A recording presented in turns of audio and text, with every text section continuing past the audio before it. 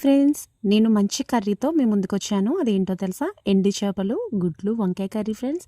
Super ఉంటుంది. రండి, ఎలా చేసుకోవాలో మొత్తం ప్రాసెస్ చెప్తాను. దీనికోసం ఎండు చేపల్ని వాటర్లో వేసుకొని శుభ్రంగా కడుక్కొని పక్కన పెట్టుకోండి. ఇప్పుడు మనం ఫస్ట్ ఎండు చేపల్ని బాగా ఫ్రై చేసుకోవాలి. ఈ ఎండు చేపల్ని మనం ఒక 10 నిమిషాల ముందు నానబెట్టుకొని దాన్ని శుభ్రంగా దాని మీద ఉన్న పులుసంతా వచ్చేస్తుంది. దాన్ని ఫ్రై చేసుకొని అలా ఫ్రై చేసుకోవాలి. మనం వంకాయలని ఈ విధంగా కోసుకోవాలి. చిన్న వంకాయలు అయితే మజ్జిగ కోసి వదిలేసేయండి.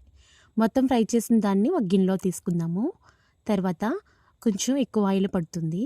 ఆయిల్ వేసుకున్న దాంట్లో ఒక పెద్ద సైజు ఉల్లిపాయ చిన్న చిన్న స్లైసెస్గా కట్ చేసుకొని, ఒక 5 పచ్చిమిర్చి కూడా వేసుకోండి. కొంచెం కరివేపాకు కూడా వేసుకొని మొత్తం కూడా ఫ్రై చేసుకోవాలి.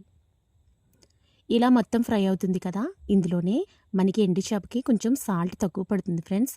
అలాగే కొంచెం పసుపు కూడా వేసుకొని మొత్తం కూడా ఫ్రై చేసుకోండి. ఇలాగా ఫ్రై అవుతుంది కదా, వంకాయల్ని ఉప్పులో వేసుకొని మనం కోసుకొని ఉంచుకోవాలి. ఆ వంకాయల్ని ఇప్పుడు వేసుకుందాము. చిన్న వంకాయలు అయితే మజ్జిగ కోసి వదిలేసేయండి. ఇలా వేసుకున్న వంకాయలు మొత్తం కూడా మనం కలుపుకుందాము.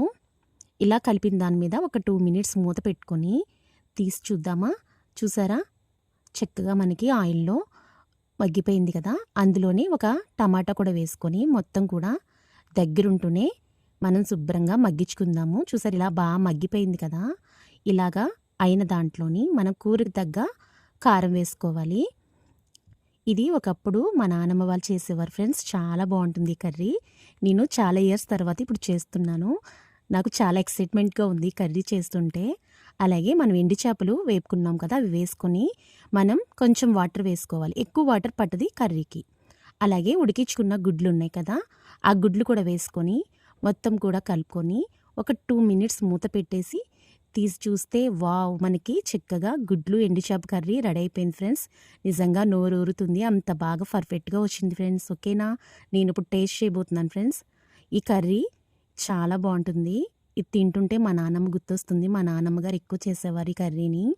వావ్, సూపర్ ఉంది ఫ్రెండ్స్. లేట్ చేయకుండా మీరు కూడా చేసుకోండి ఫ్రెండ్స్. Bye friends.